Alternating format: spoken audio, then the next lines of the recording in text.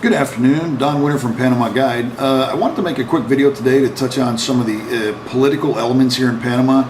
It seems like lately, the last, a couple of weeks or so, the news in Panama has just gotten completely out of hand, and it's all political, just political, one thing after the other. It's all day long, 24/7, and I'm kind of getting tired of it. I kind of get the feeling that everybody's getting tired of it to a certain extent. There's like a weariness or a fatigue that's happening with this non-stop political attacks, one after the other all day long from all three of the different political parties and groups. You probably know that there's three primary political parties in Panama. Number one is the Cambio Democrático. This is Ricardo Martinelli and the administration. These are the people that are currently running the government right now. There's two opposition groups, or what they call opposition when they're not. They call themselves opposition groups when they're not in charge. The largest of these is the PRD. They have about 485,000 members or so, and then the other group is the Panamanista political party. In recent weeks, the political fighting amongst these three different groups has really gotten to the point of being stupid. You might know that going into the elections of 2009, the Cambio Democrático, or the CD, had joined forces with the Panamanistas, and they went into the elections together as allies. That alliance broke apart on 30 August 2011, and since then the Panamanistas have been kicked out of the government basically, and now they're in opposition. And when you follow the news in Panama, it's every day, all day long, one guy attacking the other guy and accusations, and it's just dirty politics 24/7 all day long, and it's dominating the news. It's the only stuff that's in the news headlines, and of course it's my job to follow this stuff all day long.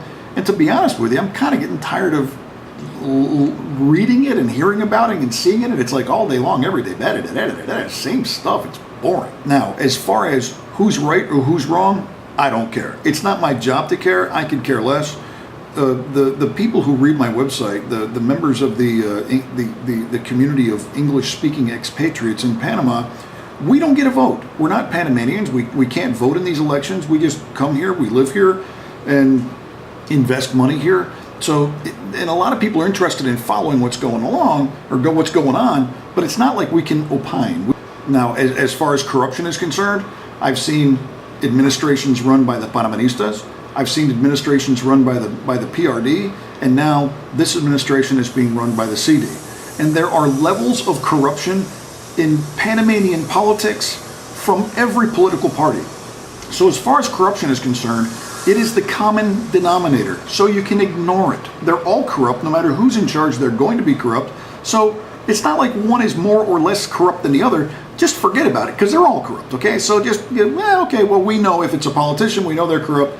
And it's just a common denominator, so you can eliminate that as a point of contention, or who's more corrupt than the other. They're all corrupt. They're Panamanian politicians. It's just the way it is.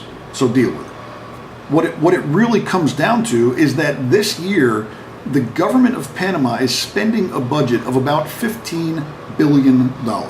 So that means over the course of a 5-year administration, if you take that 15 number as an average, they're going to end up spending $75 billion over the course of the 5 years that Ricardo Martinelli is going to be in power. So what are these guys fighting about? They're fighting about the ability to control the spending of that money. They want to be the ones who can say, we're going to build a highway, but it's going to go to this company, or we're going to build a bridge and it's going to go to that company, or we're going to pave that road and it's going to go to that company. Because by directing that money around and how it's spent, that's how they can control the kickbacks. Remember the part about the corruption. They're spending the people's money, and the more money that there is to spend, the more they can get kicked back. Now, historically speaking, you have to remember that the PRD ran the country for 21 years, from the start of the military dictatorship in 1968 until the U.S. came in and threw Noriega out in 1989. Then they had 2 more shots with Valladares, who ran the country for 5 years, and Martin Torrijos, who ran the country for 5 years. So 31 years between 1968 and today, those guys were in charge. And if it wasn't the PRD that was in charge, it was the Panamanistas. And these two parties just took turns back and forth. So they're not accustomed to having the new guys on the block, which is the CD, come in and take things over and run everything and not give money to them. So they're literally going nuts. They're going crazy. They're trying to figure out, what do we do to get it back? What can we do to regain that power that we once had, that political power? And what do we have to do to take the country back over? Now, I imagine if Ricardo Martinelli and his Cambio Democrático guys, if they were doing a bad job, then these other parties could just relax, go into the elections in 2014 and say, okay, well, we're going to win. When it comes back to election time, we know we're going to do just fine, so at least we have a shot. Then they could just go into the election, leave it up to the people, present their plan, and say, okay, we've got an opportunity to win. But there's a problem with that plan. Ricardo Martinelli and his guys have been kicking ass. They've been building everything that there is to build. They've got more construction projects on the books than there are people and construction workers to build them. They've got the money, they've got the projects, and they want to crank them out. And they're going crazy. They're building the metro system, they're building bridges and highways, and basically everything you can think of. They've done more in 3 years than most of these other guys have done in the entire 5 year period of their administrations. And the people in Panama are not stupid. They know that they're riding on a brand new metro bus now. They're not riding on a nasty old Diablo Roll. By the time that the election occurs in 2014, they're going to have a brand new metro system. That's going to be like, wow, we've got a subway in Panama. Who'd have thunk it? The economy is still kicking ass. Their unemployment is damn near zero. So the administration, from the point of view of they're doing the job of running the country and managing the country's resources, they're doing better than ever, better than anybody has ever done before. And that is really what has got these PRD guys and the Panamanista guys concerned. They're looking at the job that the Cambio Democrático guys are doing. They're going, man, if they keep it up, then we don't have a chance. We'll never be in charge of this country again. And what happens if the Cambio Democrático repeats? What happens if they get reelected in 2014? That means that they'll have the entire Supreme Court appointed. They'll own the judiciary. They'll continue to get more people elected in the National Assembly. So they'll own the lawmaking branch. They're set up to take the country over and to continue to run it maybe for decades, okay? So believe me, the people that have traditionally been the politicians in this country, the PRD and the Panamanistas, they are freaking the fuck out. They don't know what to do. They've actually joined forces. I mean, people who have always been political adversaries have created this Front for Democracy. There's like 25 organizations of all these ankle-biter guys, between union guys and environmentalists and left-wing extremists and everybody who's always been on the outside have banded together, believe it or not, even though they've got some really diverse and different opinions on what should be done. They got one thing in common. They're all not in charge, and they're not running stuff, and they don't like it. So that's why they formed this front. The other thing that they have in common is that they're all out for their own benefit. They care about themselves. They don't necessarily care, no, not that they don't necessarily care about the Panamanian country or the people. They could give a shit less. They want to be in charge of the money. That's what it comes down to, the cash. And that $75 billion that's going to get spent in 5 years. They want to run it, they want to manage it, they want to decide who gets, okay, sure, hire people, and, my friends get jobs and your friends don't. That's part of it. But the most important is the contracting and the money that gets spent. That's what they really want to have access to. And that $75 billion or $15 billion a year is probably going to go up.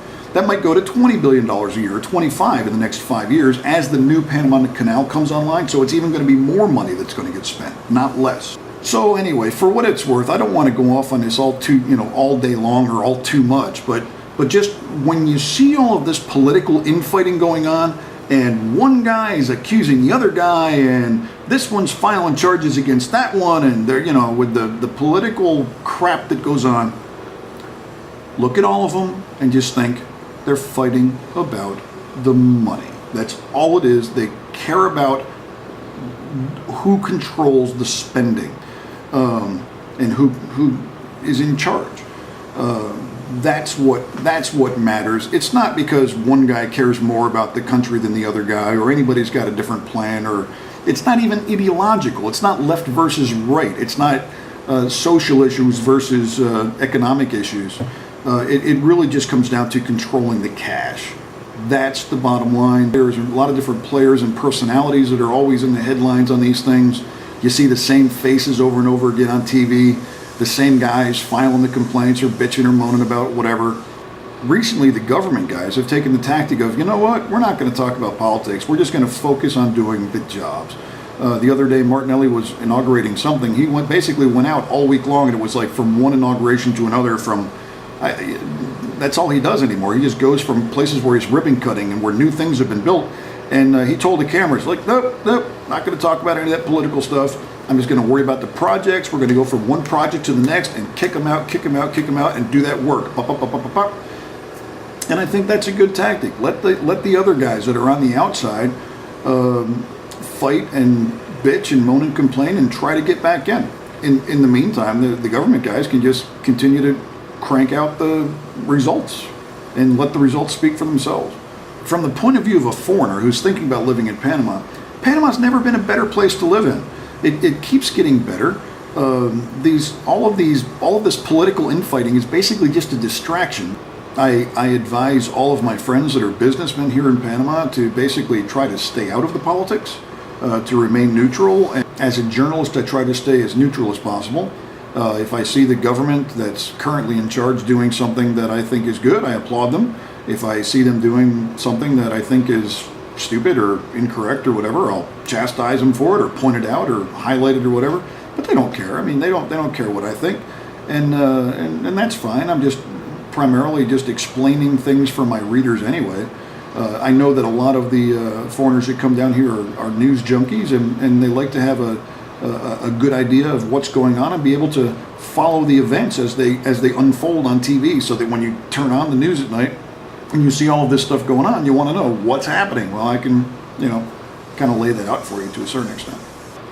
Well, anyway, I hope you enjoy watching or following the Panamanian political show as they flop around on one another. It's about another 20 months now until and the next election isn't until May of 2014. I mean, we're talking like way into the future, but they're already going at it tooth and nail. And I don't expect it's going to stop. If anything, I expect it will get worse. It will get more nuts. I mean, it's just going to continue to dominate the headlines.